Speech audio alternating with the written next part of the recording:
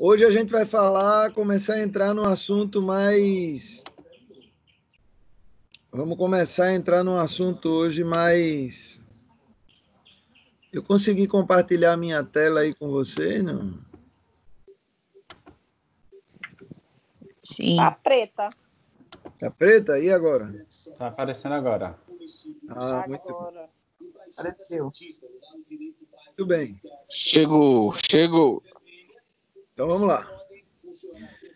Galera, hoje a gente vai começar a falar um pouco a respeito de ajuste oclusal e harmonização oclusal. Vamos continuar nesse tema que remete a determinantes da morfologia oclusal. De onde vem a forma dos dentes?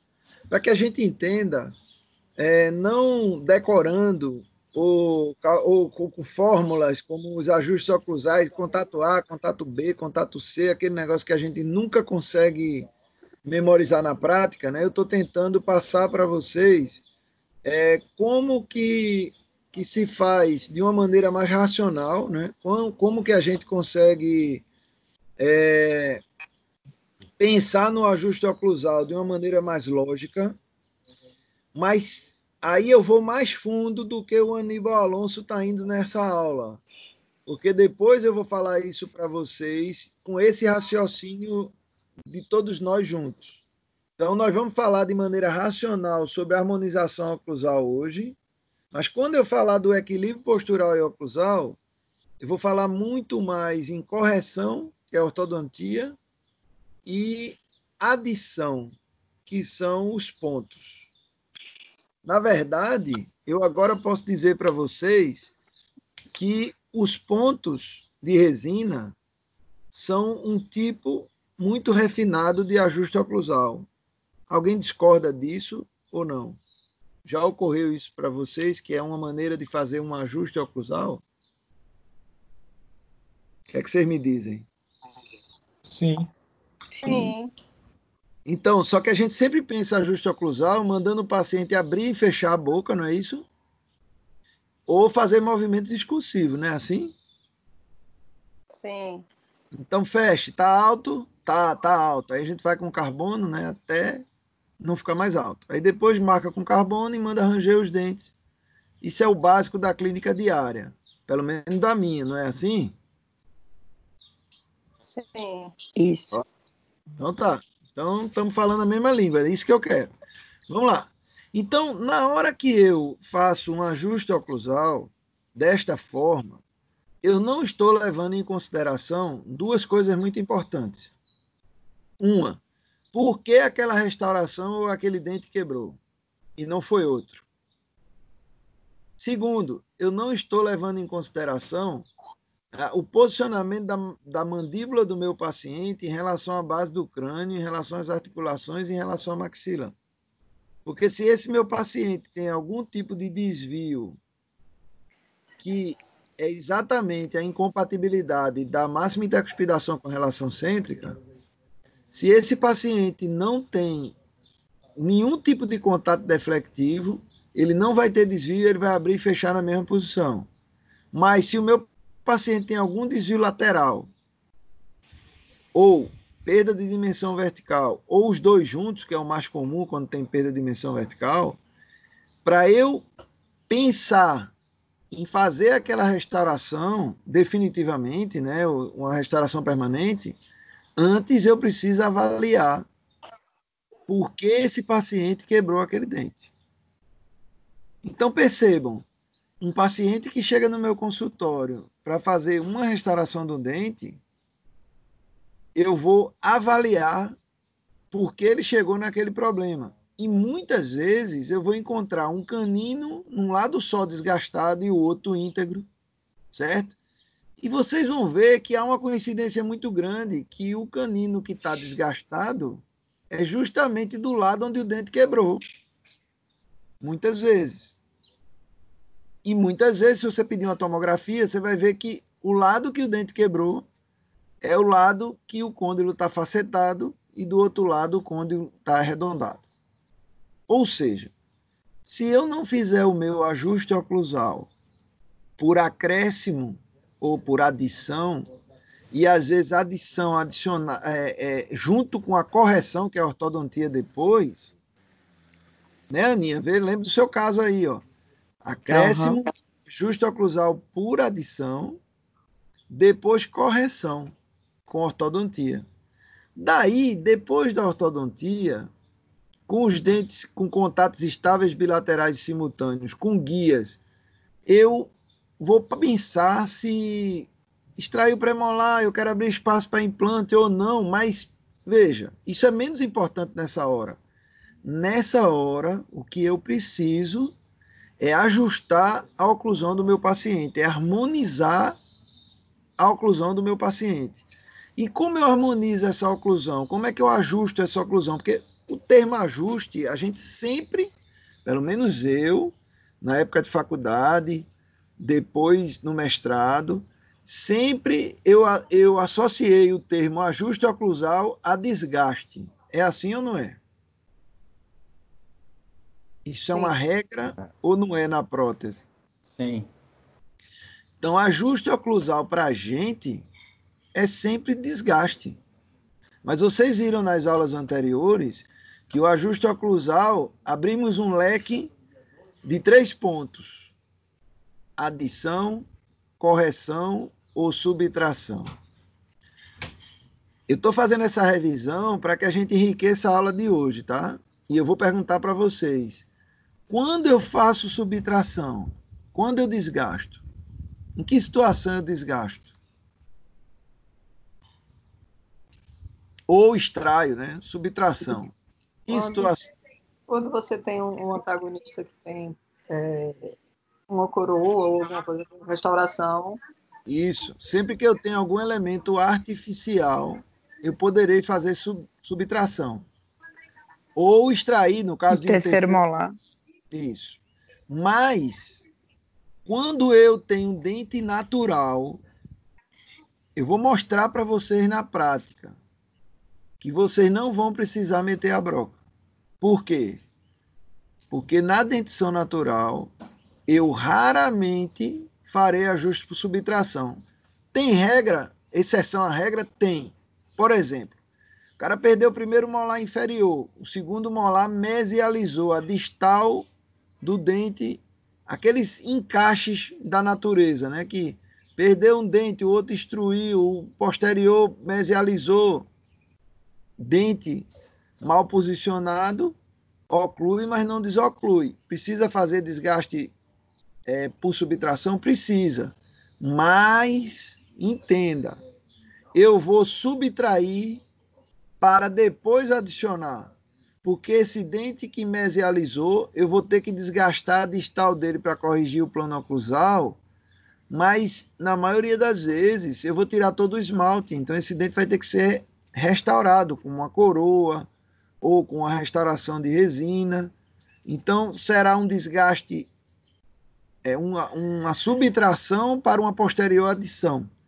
Então vamos usar como regra que qualquer ajuste oclusal, e a gente pode chamar de harmonização oclusal, ele vai ser, em regra, via de regra, em dente natural, por adição, quando houver desgaste, ou por correção, entenda-se ortodontia, cirurgia ortognática.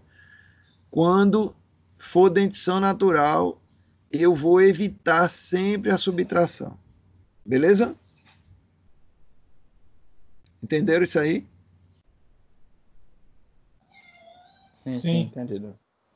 Então, se eu não entendo de indução, ou seja, se eu não e de alinhamento tridimensional, se eu não entendo como a dentição natural se formou, eu não tenho como fazer esse ajuste. Eu preciso compreender como que a dentição se desenvolve, como é esse crescimento e desenvolvimento desde a dentição decídua até a dentição mista e até a dentição permanente, para que eu replique o que a natureza fez da mesma forma quando eu for reabilitar meu paciente. É assim que funciona.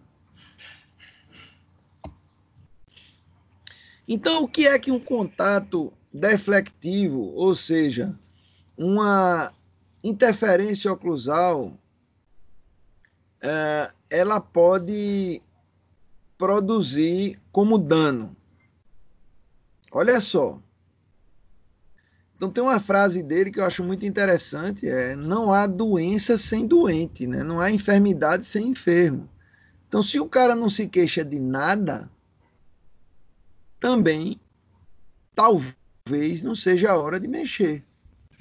A gente não deve meter a mão no que está quieto, porque a gente só trata e não cura. Quem cura é a natureza.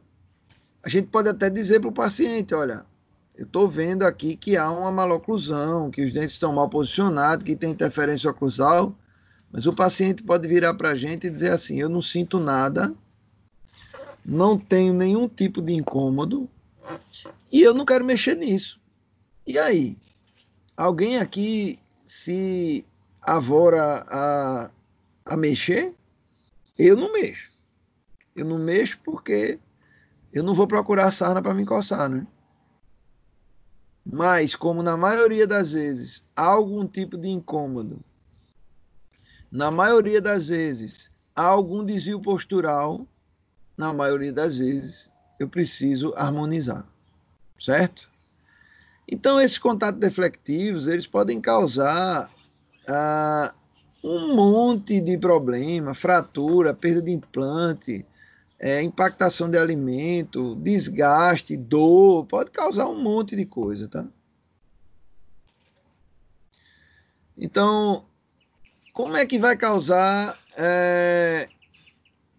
por exemplo, um apinhamento? Se a resultante das forças for, geralmente para os dentes anteriores, isso poderá mudar a posição dos dentes. Interferências ou contatos prematuros, né? Eles podem causar fraturas de núcleos, fratura de coroas, chipping, né, que é lascamento de cerâmica, isso pode acontecer, tá? Perda de implante, recidiva de tratamento ortodôntico, tá? Pode causar da barra lingual de uma prótese machucar, tá? Machucar, isso é muito comum. Isso aqui é muito comum, por isso que os pacientes não dão conta de usar prótese removível inferior, tá? Instabilidade de dentadura, né? Se não tiver oclusão balanceada bilateral, a dentadura cai, né? Da boca. Então, olhe que não dá para negligenciar a oclusão, né? Não tem jeito. Então, pode causar facetas, impactação de alimento. Tem coisa pior no mundo do que ficar preso entre um dente e outro.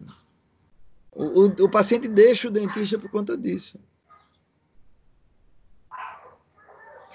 Então, a gente às vezes sonha em pegar um paciente desse, né, para reabilitar, mas a gente precisa entender que o dente mal posicionado, desalinhado, ele oclui, mas não desoclui. Então, ele encaixa os dentes, mas a que custo ele encaixa esses dentes? Porque olha o paciente em oclusão habitual e olha o paciente em relação cêntrica. Aí ele chama de estabilizador. Estabilizador, que às vezes a gente acha que o dente está instruído e não está, né? Às vezes quando você põe em cêntrica, esse dente é que te dá referência para você começar a trabalhar os outros. Mas a pergunta é, se chegou nesse ponto com o que a natureza deu para ele, será que daqui a um tempo não vai chegar nesse ponto com o meu tratamento? Que vocês lembram do início de tudo? Quando eu disse, o que a natureza dá é perfeito e de graça. O tratamento da gente é caro e imperfeito. E o paciente precisa saber disso. Tá todo mundo me ouvindo aí ou caiu a internet? Sim, estamos ouvindo sim. Ah, muito bem. Ouvindo. Os dentes estabilizadores, eles podem também ser o ponto de desequilíbrio, porque, reparem nessa imagem, eu vou voltar, ó. Ele toca aqui e era para tocar e estabilizar nos outros, mas agora toca nele e desvia para frente até joga a mandíbula para frente. Toca aqui, ó, e joga a mandíbula para frente até encaixar.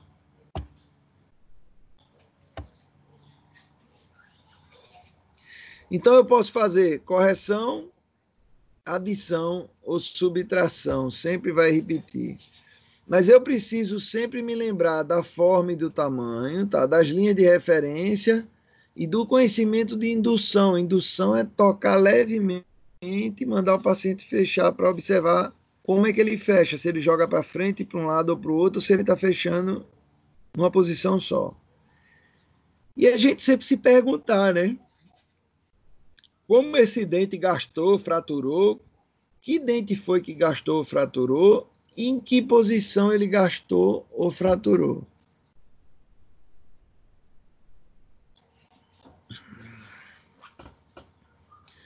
Então, eu posso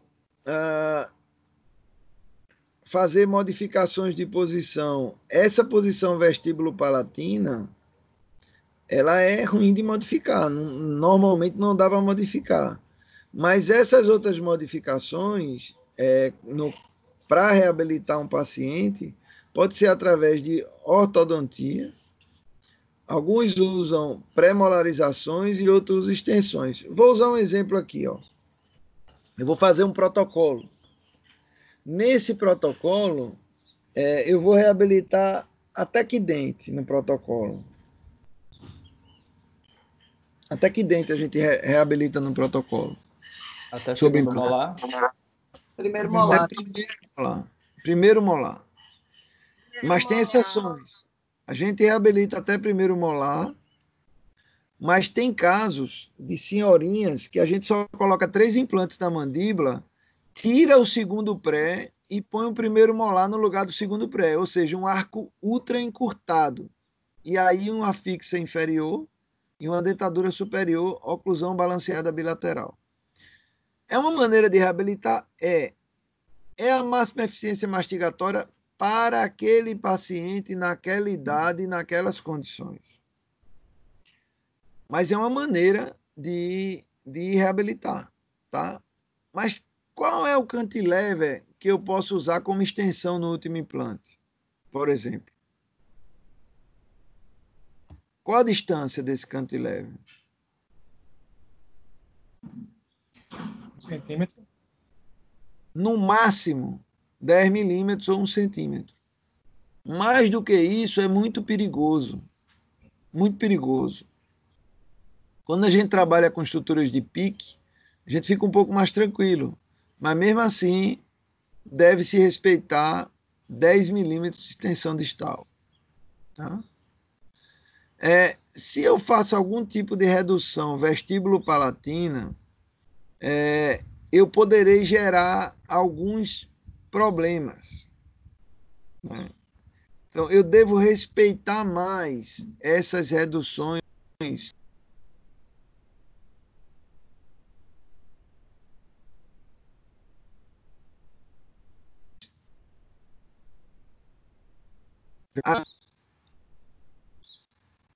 Então, olha aí, ó. O meu ajuste deve também respeitar a dimensão vertical. Como fazer um ajuste quando tiver um contato deflectivo sem perder a dimensão vertical? Você diz, não, mas naquele dente, porque esse contato prematuro ele pode estar aumentando a dimensão vertical ou pode estar dando instabilidade no fechamento. Depende. Mas eu preciso sempre manter minha altura funcional. Uma coisa que eu queria chamar a atenção de vocês, quando a gente diz ponta de cuspide em fundo de fossa, é assim, gente, ó. Não é essa ponta aqui dentro. É assim, só que são 3 pontos, né? Vamos ver aqui. Então, olha como se dá o processo de mastigação.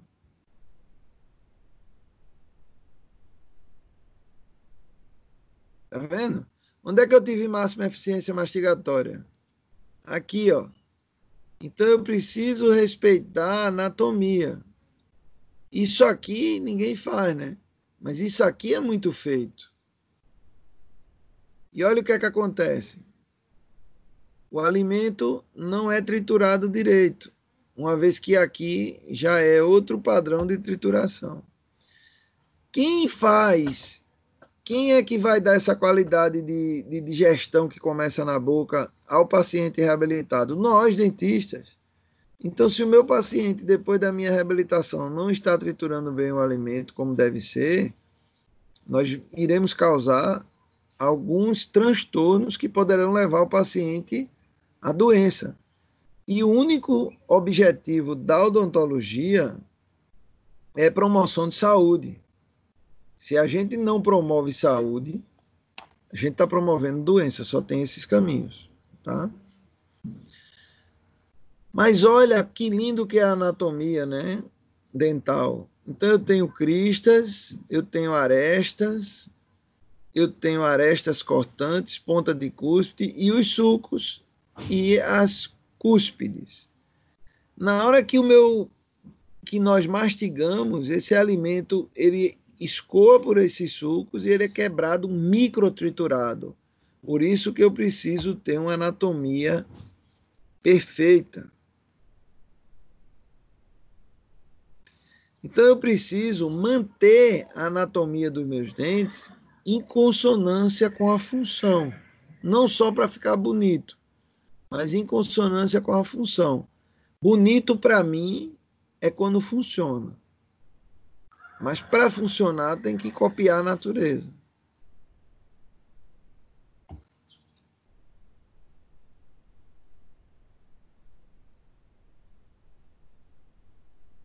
Então, olha só, muitas vezes eu não tenho espaço para colocar um molar e eu preciso criar um terceiro pré-molar.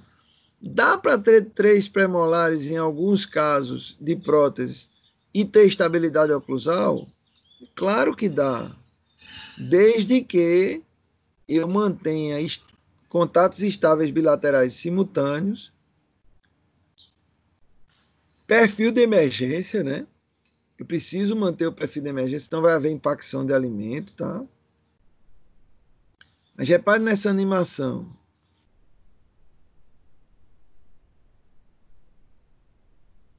Em alguns casos, a gente vai precisar usar esse recurso, tá?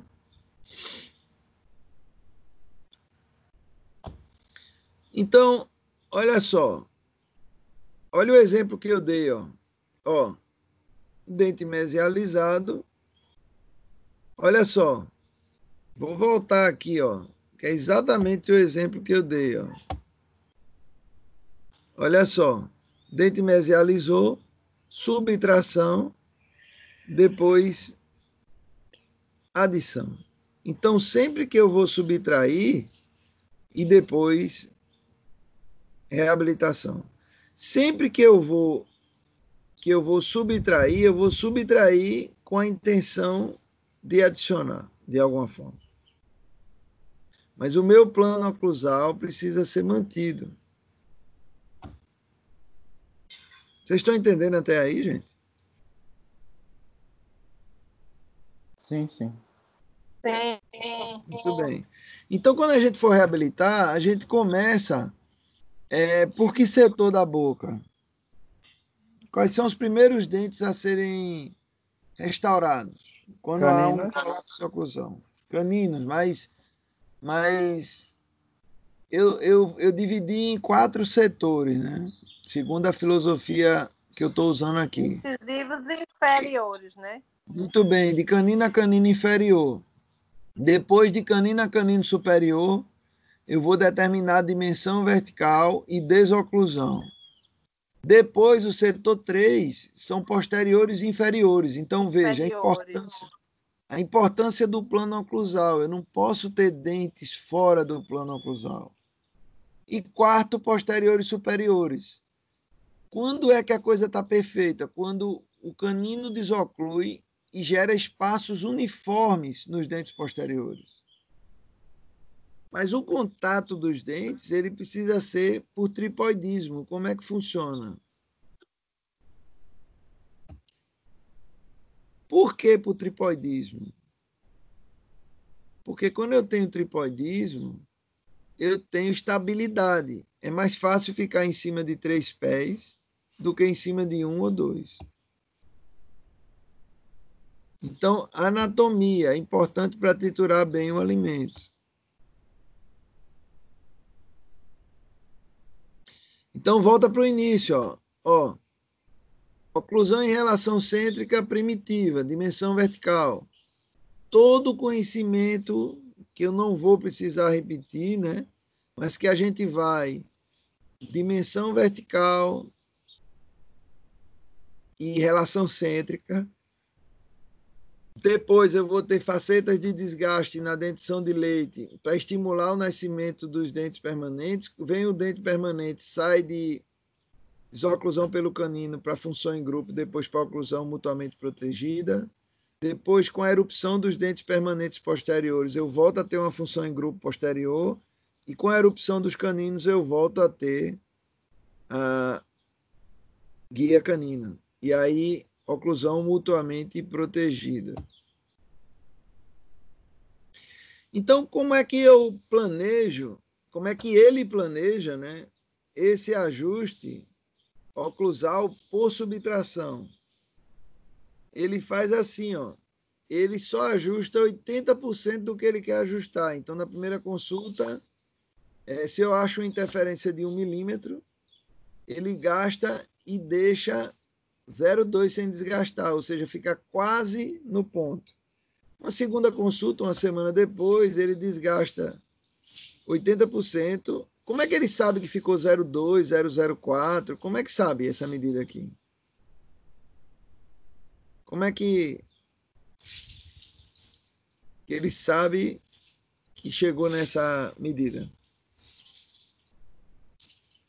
O que é que vocês me dizem? Proporção facial. Tem que usar a tira de long e... Então, ele sabe que chegou nisso aqui, porque ele usa a tira de long e usa um carbono de 200 micras, depois um de 100 micras, depois um de 40 micras, depois, entendeu? Então, ele vai ajustando. Eu já dei aula de ajuste oclusal para a turma mais antiga, mas no próximo encontro da gente, eu vou pegar a minha aula de ajuste oclusal e vou falar de carbonos, medida de carbono, e vou passar para o outro computador e a gente vai falar só de ajuste oclusal. Mas esse ajuste oclusal, por conta da capacidade adaptativa, ele não pode ser feito de uma vez só, porque senão gera uma contração protetora, leva a mandíbula para outra posição, você acha que está ajustado e não está. Mas engraçado é que ele faz esse ajuste sem água. Ele faz esse ajuste sem água. Então precisa ser bem sutil. Novamente, né? Quem desgastou? Olha o que é que acontece.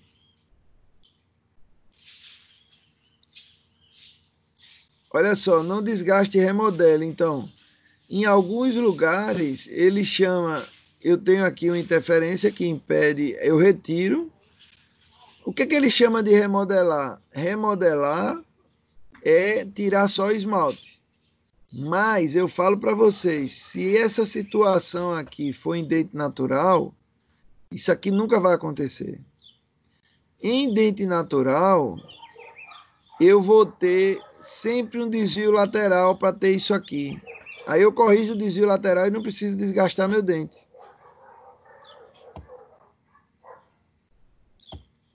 Então, regras de ouro, vamos lá. Como é que eu consigo o máximo de pontos de contato? E eu vou dizer para vocês, ó, eu consigo o máximo de pontos de contato quando eu corrijo o desvio e eu vou fazendo uma sequência de carbono no ajuste fino da minha oclusão. E aí, num protocolo, eu vou até 21 micra. E numa reabilitação com cerâmica, eu vou até 0,8 micra. 8 micra, desculpe, eu vou até 8 micra.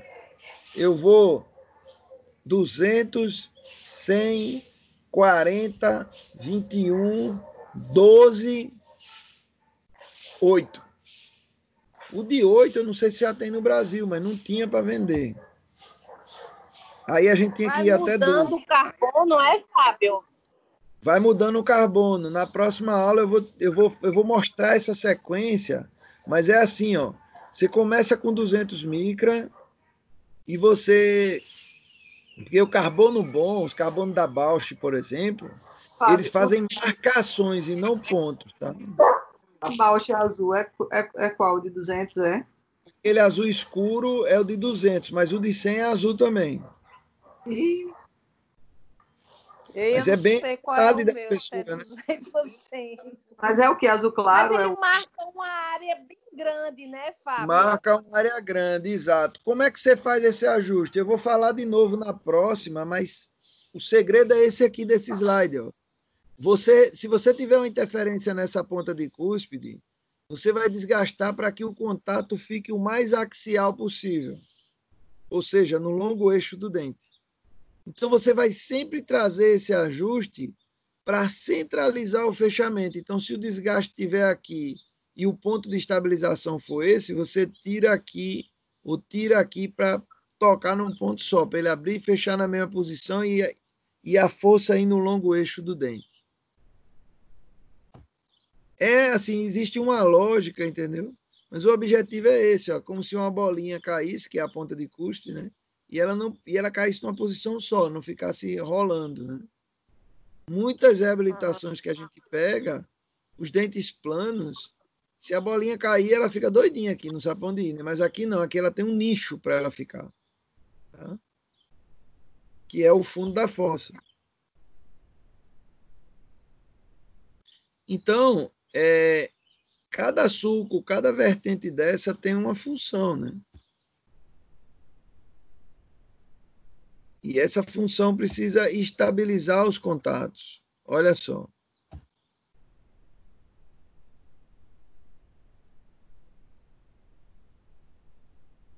Certo? Então, meu dente ele precisa mastigar, chegar perto de tocar, mas quanto mais perto chega e melhor a anatomia, mais eu trituro o alimento.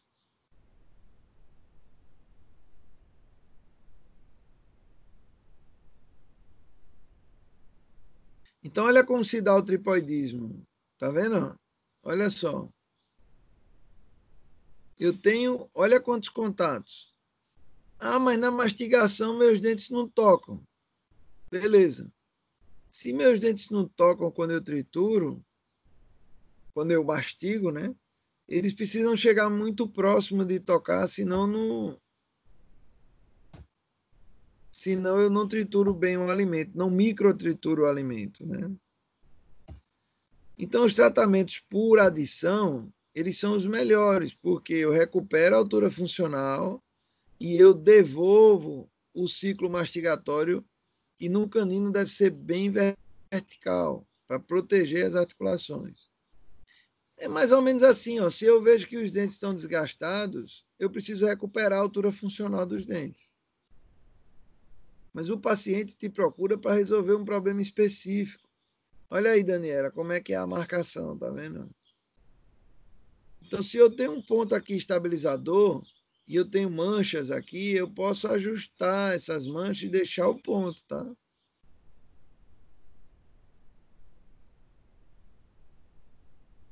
Aí isso depende do carbono, né? Então, se eu não conheço como induzir, ou seja, como levar a mandíbula do meu paciente na posição e como alinhar tridimensionalmente meus dentes, eu não posso reabilitar.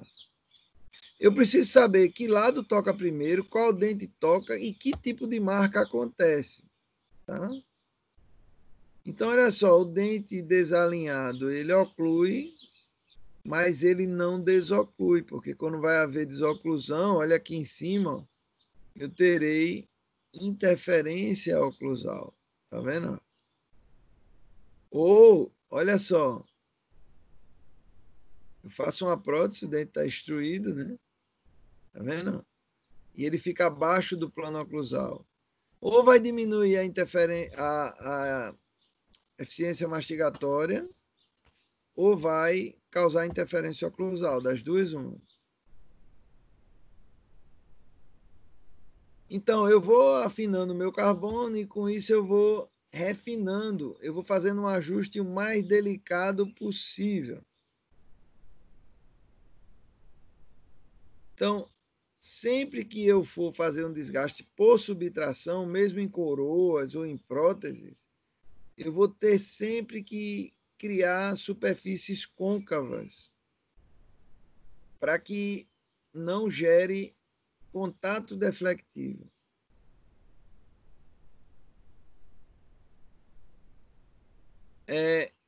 Ele não usa água, né, para fazer o ajuste, e na última sessão ele vai polir todos os dentes que ele ajustou. Mas eu volto a dizer para vocês, ó, correção, adição ou subtração. Subtração só quando for dente artificial, ou extração, né, de terceiro molar. Ou dente fora do plano oclusal. Mas, regra, adição. E sempre que eu precisar de ajuda após a adição, correção. Aí tem que mudar o chip na cabeça da gente para o nome ajuste oclusal, que está sempre relacionado a desgaste seletivo.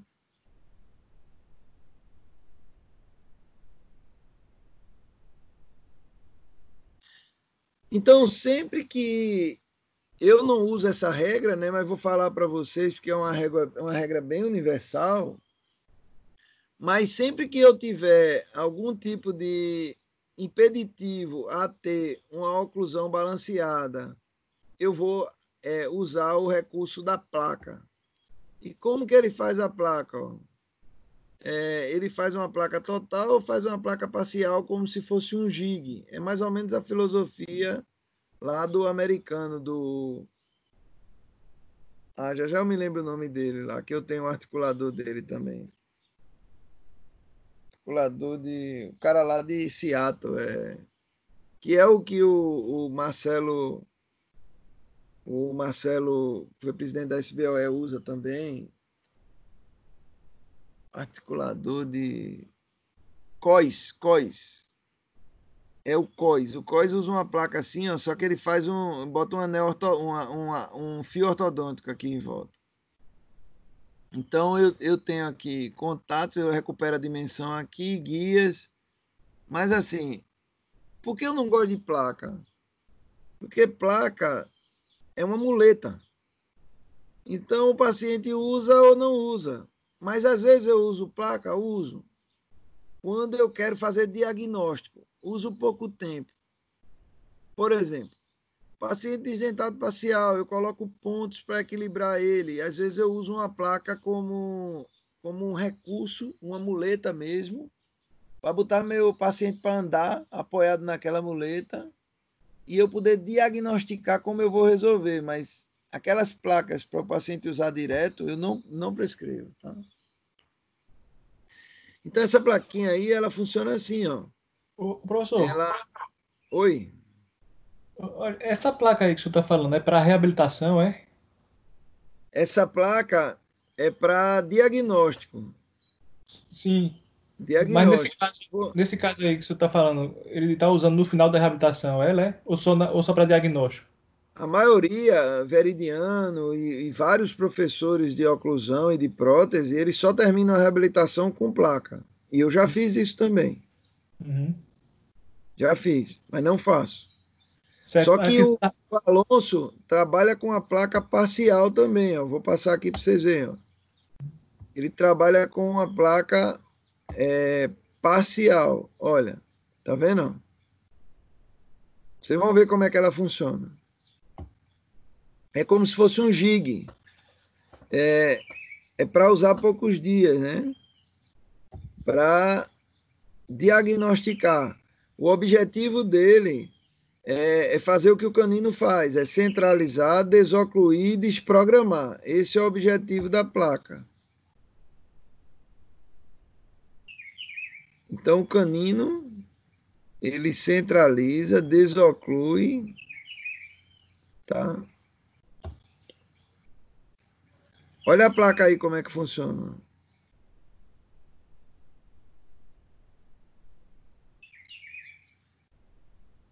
Então me desgasta.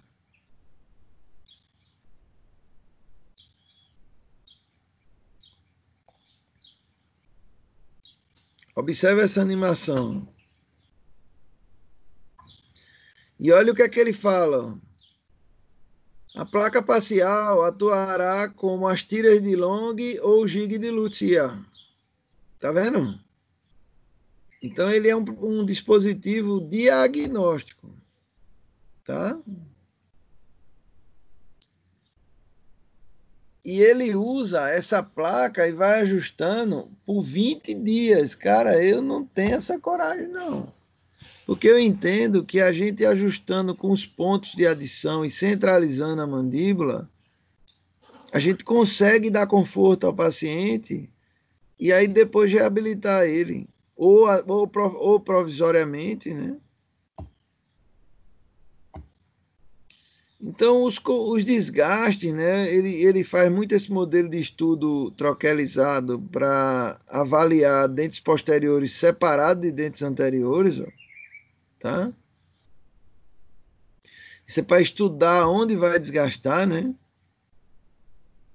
Então, eu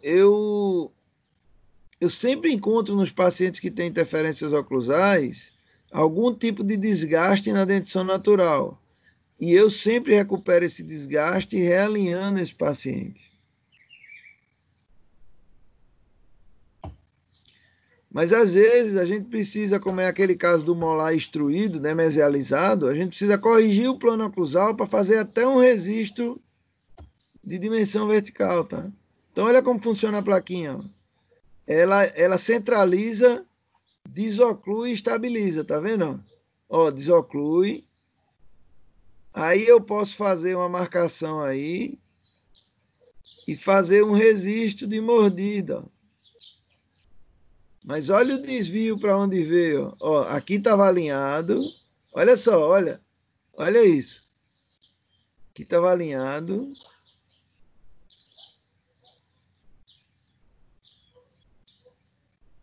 Olha. Olha para onde veio agora. Aqui estava alinhado, agora gerou um desvio, tá vendo? Aí isso é um registro de lateralidade.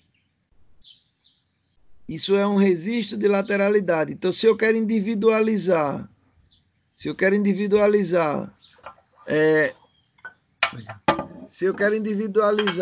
o meu articulador, eu resisto à lateralidade de um lado, depois resisto à lateralidade do outro, e ali eu vou regular o meu ângulo de Bennett e minha inclinação condilar.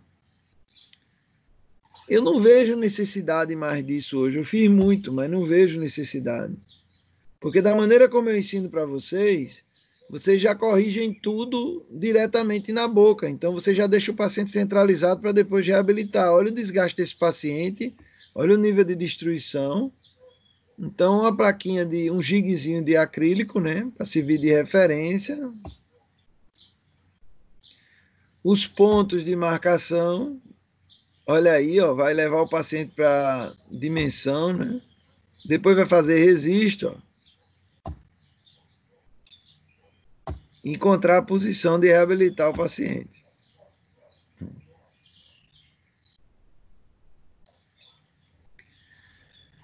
Então, eu posso separar os dentes anteriores dos posteriores e estudar. Aqui, por exemplo, nesse paciente, eu consigo ver que pode haver, ó, se eu traçar uma linha aqui, ó, eu vejo que pode haver um desvio em lateralidade. Mas esse autor, ele não sabe dos desvios. Então, muitas vezes, esse canino aqui pode estar desgastado e com um ajuste por adição, eu levo a mandíbula à posição correta e muda toda a história dos dentes posteriores.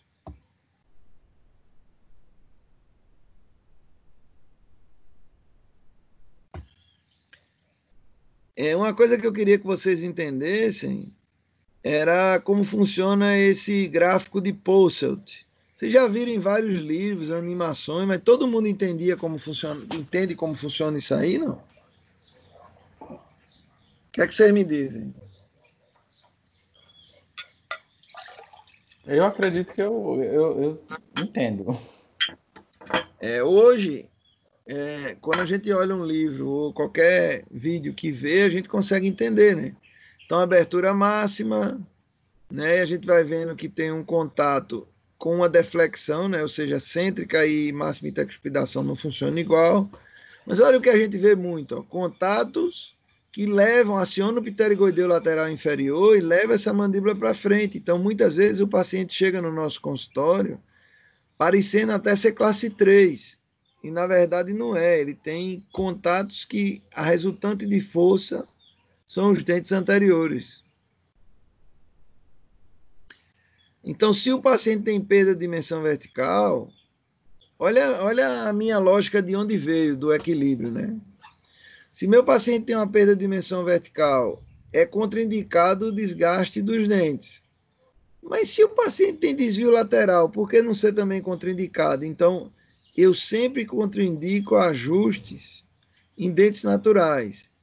Tem que acender a luz vermelha mesmo, porque são raríssimos os casos. Eita.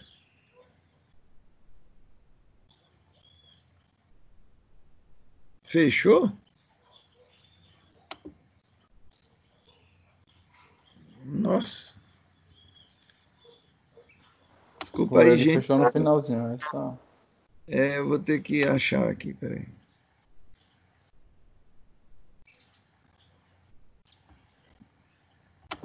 Vou ter que lembrar que slide tá, peraí.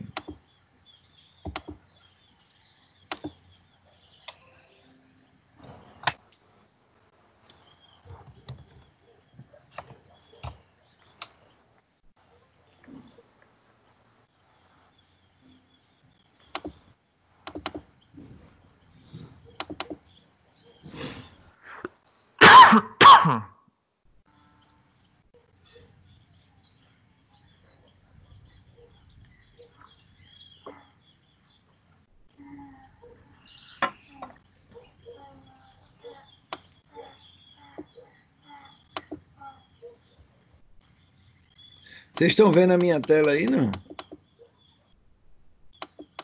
Sim, sim.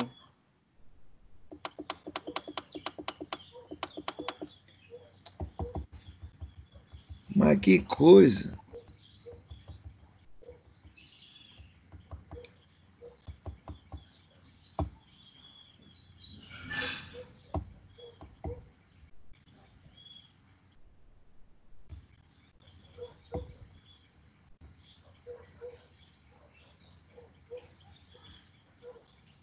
Sim, estamos quase lá.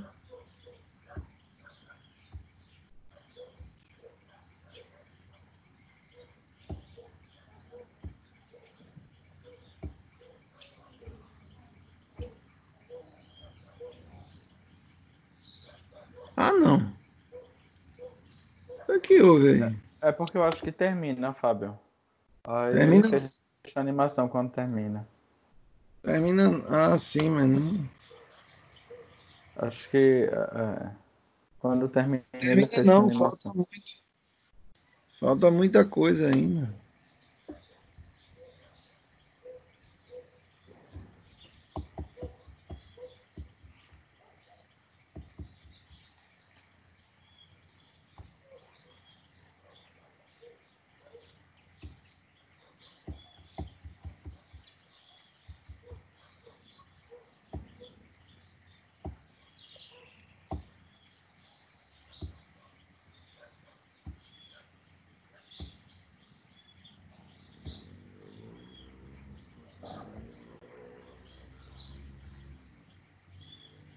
Ah, tá vendo aí? Tá de sacanagem comigo esse negócio. Não, eu acho que é porque. Eu acredito que é porque termina a animação. Se você olhar lá no Não, tempo. mas não termina, porque são 137, Marcelo. E ele ainda está em.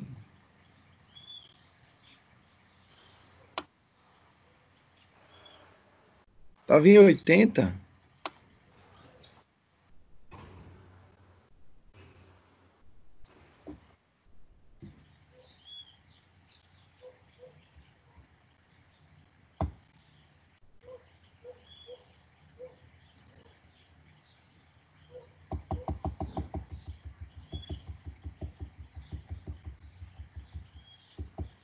Vou passar um pouco mais. Ó, tá em 79, ó, tá vendo?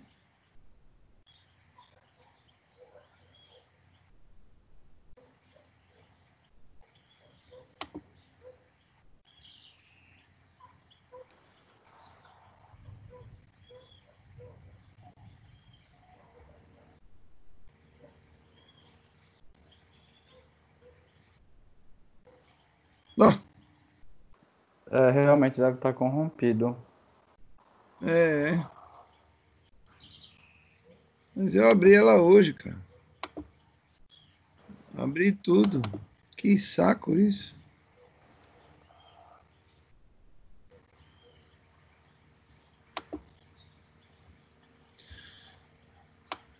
Tô entendendo esse negócio não, Marcelo. Mas vamos lá.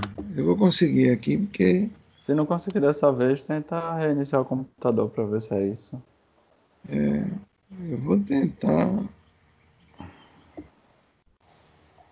Vou ver se ele chega aqui, ó. Isso, vou voltar agora. Ele passou.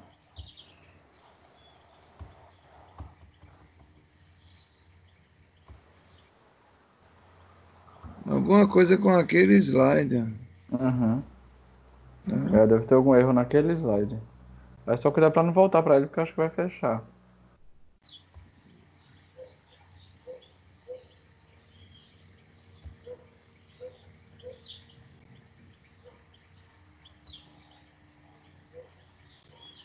Deixa eu ver se vai fechar. Ah, tá ficando bom agora? Sim, agora é tranquilo.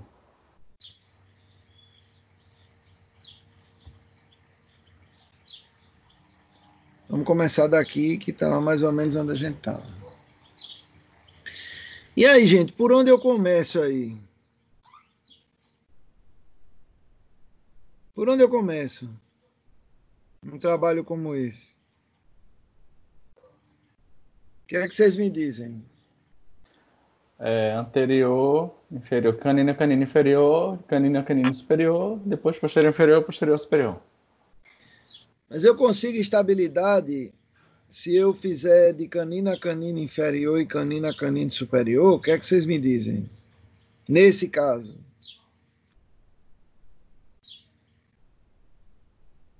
E aí, tá todo mundo aí, gente? Ou saíram, fugiram? Pensando na solução. Fala aí, para começar. Eu acho que não consegue estabilidade porque não tem os dentes posteriores, né? Estamos aqui. Muito bem. Olha só, me leva a desconfiar que pode haver algum desvio lateral, né? Eu, bebê. Essa mandíbula ela pode ter desviado para a esquerda, né, no fechamento. Então, quando a gente primeiro tem que descobrir qual a dimensão vertical desse paciente. Mas como eu mantenho essa dimensão, normalmente eu faria os 2 caninos, né, e os 4 caninos para manter essa dimensão e corrigir o desvio. Mas a primeira coisa que eu vou ver é mandar o paciente abrir a boca, observar se tem desvio. Se tem desvio para esse lado, eu vou tentar estabilizar desse lado para trazer a mandíbula dele para a posição correta e depois eu vou estabilizar esse lado. Mas qual é o objetivo com isso? É descobrir a dimensão e centralizar a mandíbula. Depois eu faço o registro e com a ajuda das placas de Monson eu vou começar a reabilitar meu paciente. Mas o que eu quero que vocês percebam é que na natureza é mais ou menos assim. Então eu vou criar uma oclusão primitiva, né? E aí eu vou proteger minhas articulações, e aí depois vem todo o resto. Mas começa por aí. Então ele já fez assim, ó, ele descobriu o ponto estabilizador, né?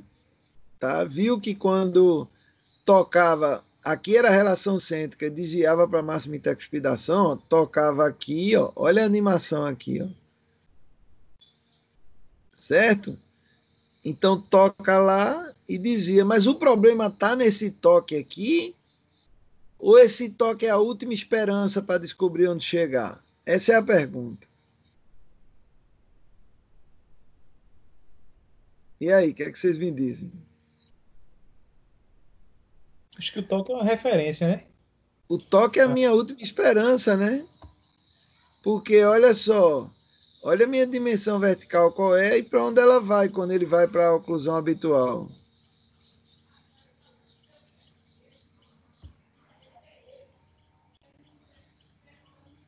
Uma outra pergunta, ó. Tem desvio aqui? Não. Se eu abrir a boca, olha onde está a linha média aqui. né? Onde ela está. E onde ela está aqui, ó.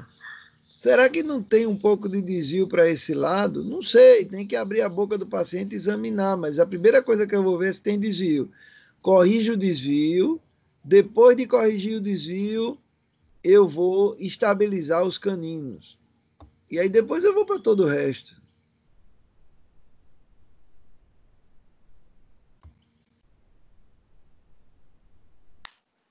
Mas E aí? o desvio é feito no canino também, né? Desvio, como? Essa correção do desvio você vai fazer com o canino, né? Vou tentar o canino, né? Só se não for possível. Mas olha, quando eu manipulo os pacientes, ó, esse aqui está em oclusão habitual. Quando eu manipulo para a relação cêntrica, onde é o estabilizador? Olha esse outro caso. O paciente em habitual parece classe 3. Quando manipula, olha o estabilizador. Olha a posição que está. Então, assim, quando eu perco os dentes, a única coisa que me resta é a relação cêntrica. Ou seja, eu preciso sempre avaliar a relação cêntrica antes de reabilitar na habitual. Certo?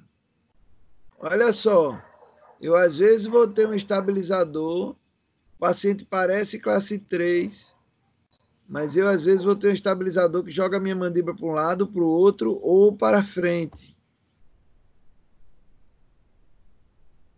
Olha aí, ó. Então, às vezes toca no premolar, quando é colapso de oclusão, cria uma faceta de desgaste que joga a mandíbula para um lado e para frente.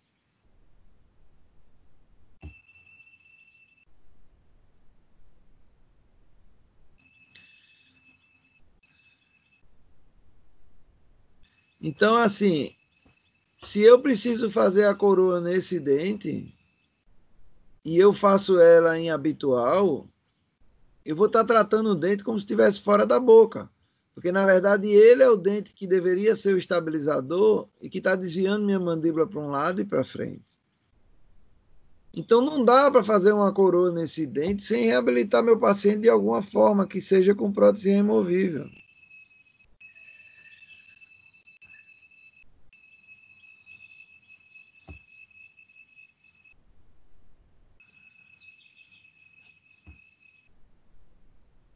Mas se eu quiser... olha como eu preciso de contatos, de espaços uniformes. Ó. Se meu plano oclusal está incerto, eu não terei espaço uniforme. Não? Então, se eu pudesse fazer o movimento de Bennett imediato, era como se eu estabilizasse a mandíbula e puxasse ela para um lado e para o outro.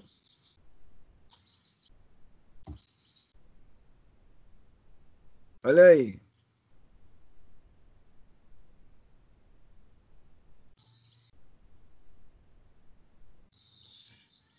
O Bennett imediato é esse X aqui, ó. Essa saidinha lateral, tá?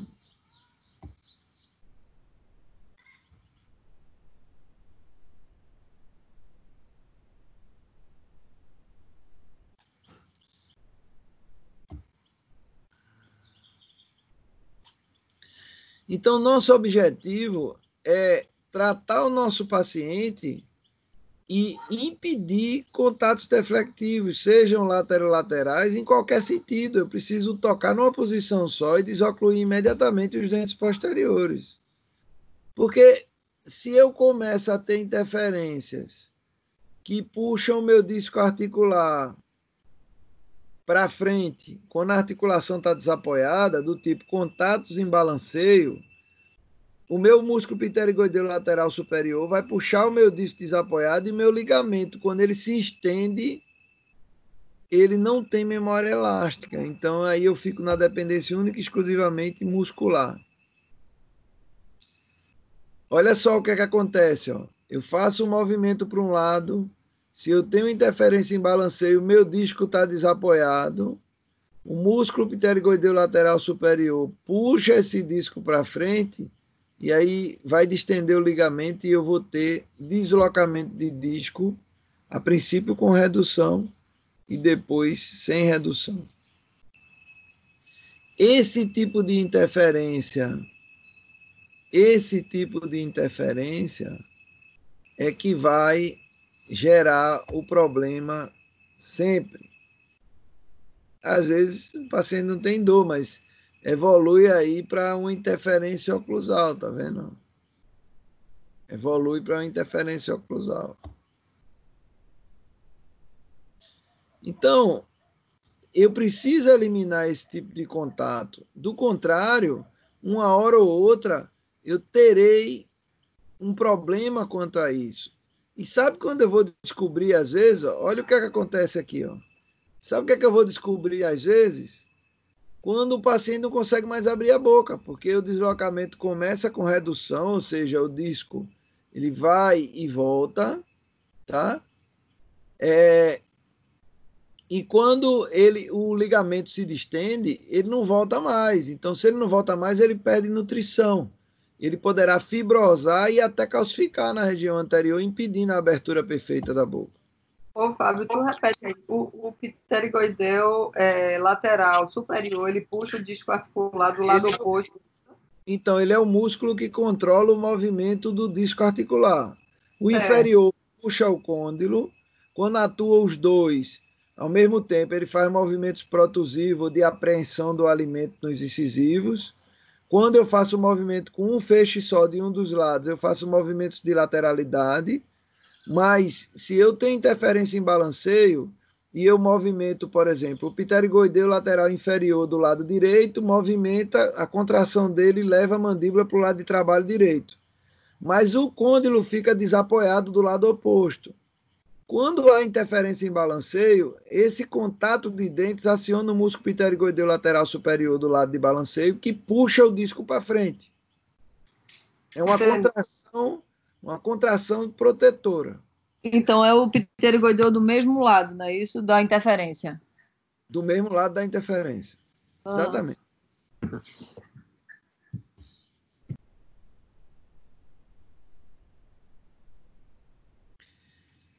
Então, no caso, olha a comparação lá do... Ó, aqui eu tenho máxima ineficiência ao desgaste porque eu tenho um componente vertical. Quando eu tenho uma desoclusão insuficiente, é aquilo ali que acontece. Ó. Vou voltar aqui para vocês verem de novo. Ó. É isso aqui que acontece. Ó. Observe essa animação aí que é bem interessante. Tá?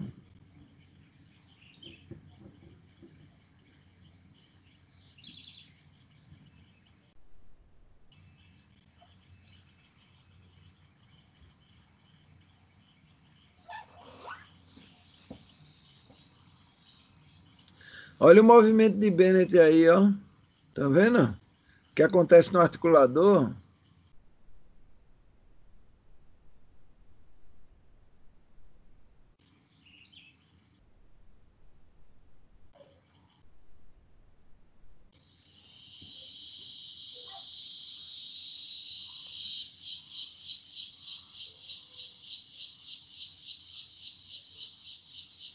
Se eu tenho folga...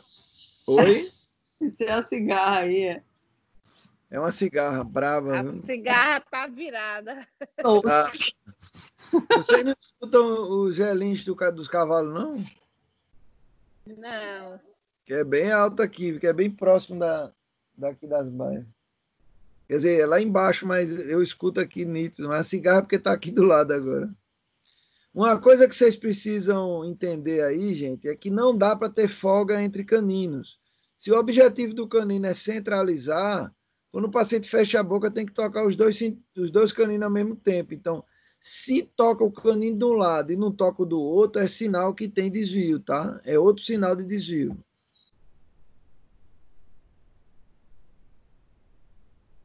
Olha aí o movimento de Bennett. Ó.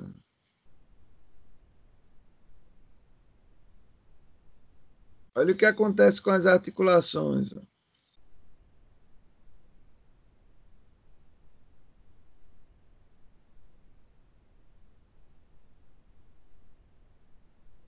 Olha o que é que vai acontecer. Ó. O meu côndilo, ao invés de desocluir, ele fica como se estivesse com uma folga, né? O que ele chama de cêntrica longa é não haver deflexão, mas um movimento antero-posterior entre a relação cêntrica e o toque dos dentes anteriores. Isso aí é mais pantografia, uma coisa que, só para vocês entenderem que houve uma época, né, que se usava muito pantógrafo, né? São aqueles articuladores que copiam os movimentos. Mas na hora de reabilitar, como é que o cara transforma isso? Mas olha o que é que acontece quando eu tenho relação cêntrica com os movimentos de lateralidade protusiva, lado de trabalho e lado de balanceio. Pode ver que isso molda, isso forma a anatomia do meu dente, para que isso funcione em conjunto, porque os movimentos de mastigação são circulares.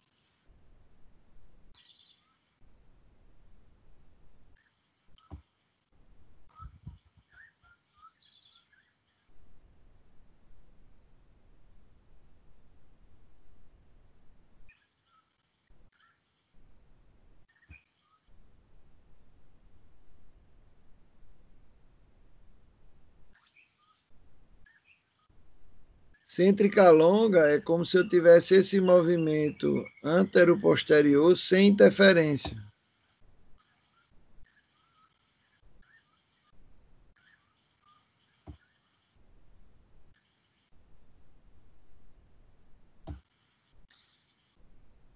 Então, quando eu vejo pacientes com facetas como essa, o que é que remete a vocês? O que é que vocês acham quando vocês veem um paciente assim, hoje? Me digam qual a interpretação de vocês para um paciente com esse tipo de faceta de desgaste. O que é que vocês estão vendo aí? Isso acende alguma luz na cabeça de vocês quando vocês veem um paciente com essas cretas? Sim. Desvio? Você primeiro acende a luz do desvio, né? Depois. Sim. Perda de guia aí, né? Provavelmente perda de guia, porque se o canino não está protegendo, é sinal que o molar teve que proteger, né? Mas tem outra coisa que vocês têm que acender a luz, muitas vezes. Refluxo, certo? Dieta ácida. Não que não tenha parafunção associado. Biocorrosão. Mas pode ter as duas coisas junto. E o pior, esse refluxo, essa acidez, ela pode estar sendo causada justamente pela má digestão na boca. O alimento está indo inteiro, né, assim, sem triturar, sem microtriturar. O estômago produz muito ácido. Daqui a pouco ele não aguenta mais e volta, né? Regurgita. Não, e essas medicações tarja preta, elas facilitam a passagem, né, pela válvula. Normalmente os pacientes que tomam essa medicação, eles têm um pouco de refluxo.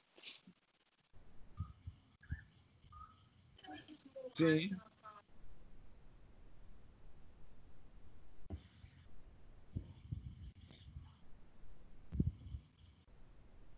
Então,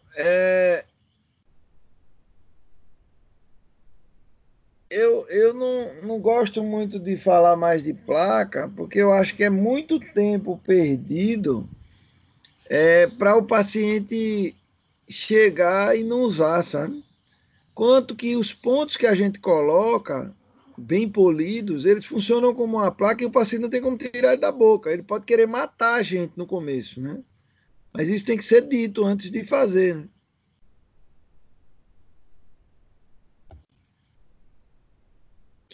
Então, olha, esses sucos, olha como eles guiam a forma do suco principal, de sucos acessórios, né? Então, cada ponta de custo, ela passa por um suco no movimento mastigatório para triturar o alimento.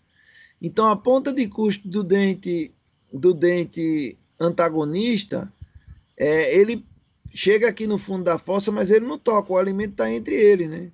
Então, quando ele faz movimento para o lado de trabalho, ele quebra essa partícula de alimento em duas partes aqui, quebra aqui, e assim vai, né? Lado de balanceio, lado de trabalho e protusiva. Isso tudo vai determinar a morfologia oclusal do meu dente. Então, eu preciso saber primeiro por que gastou, por que foi aquele dente que gastou, fraturou, e o que é que eu vou fazer com isso. Porque na maioria das vezes, a gente pura e simplesmente passa a broca e não dá nenhum polimento. Mas, eu falo para vocês, eu preciso primeiro diagnosticar se há desvio ou perda de dimensão vertical. E na maioria das vezes eu não vou precisar fazer desgaste seletivo.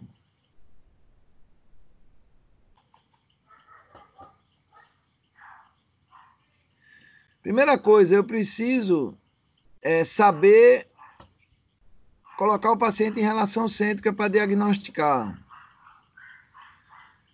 Saber que se está em relação cêntrica, onde vão os côndilos, vão os dentes, né? Os dentes desalinhados, eles ocluem, mas não desocluem.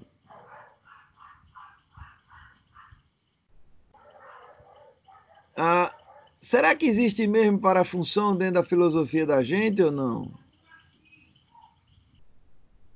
Será que existe parafunção? Eu sei que eu preciso eliminar contatos deflectivos e criar desoclusão. Eu sei disso. Isso não é novidade para ninguém aqui, né? Então, o meu tratamento, ele precisa começar em relação cêntrica.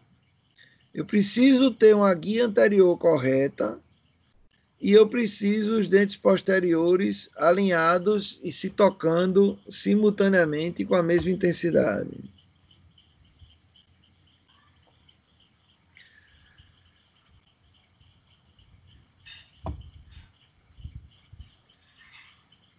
Então, em alguma situação eu faço a minha coroa em máxima intercuspidação habitual ou não? Ou minha restauração? O que é que vocês acham? Eu sempre vou ter que botar meu paciente em relação cêntrica? O paciente te procura para fazer uma coroa. Não tem sintomatologia nenhuma. Você vai sempre botar ele em cêntrica? Não. Ou vai reabilitar em máxima intercuspidação? Reabilita no equilíbrio que ele está no momento.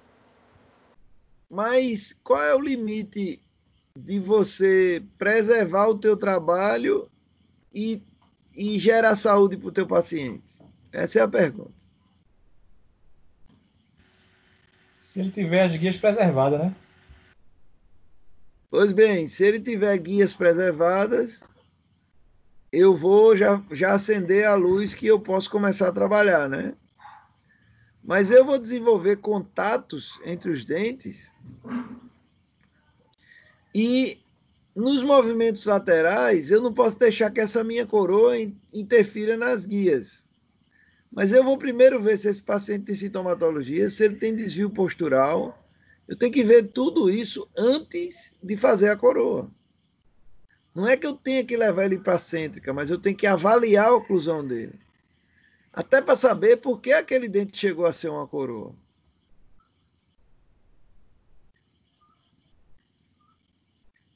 Então, olha aí.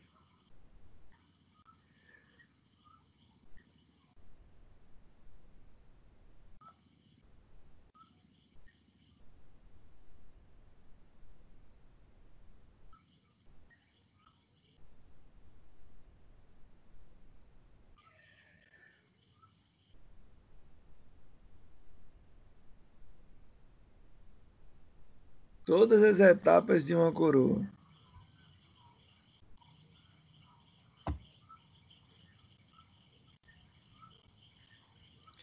E aí, observe esse caso. Se o meu dente, eu vou voltar, ó. Se o meu dente está fora do plano oclusal, o que fazer? Jogou ele no plano oclusal.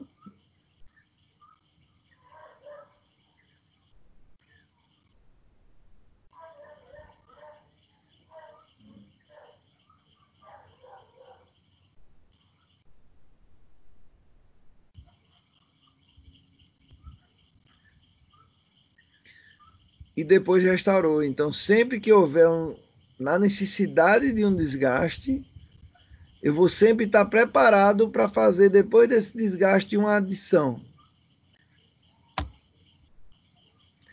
Mas antes de tudo, eu preciso ver se houve desvio, se tem perda de dimensão vertical e por quê. Porque na maioria das vezes que o dente parece estar instruído, ele não está instruído. Olha que coisa. Na maioria das vezes que os dentes parecem estar instruídos, se eu for avaliar se ele tem desvio ou perda de dimensão, aquele dente não está instruído. Ele é propriamente o dente que está na posição mais preservada. Então, de novo, eu volto ao caso, né?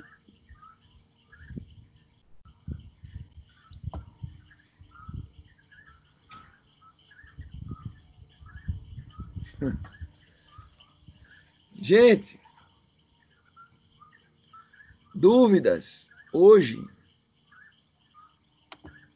Não, Dúvidas de hoje? O que é que vocês me dizem?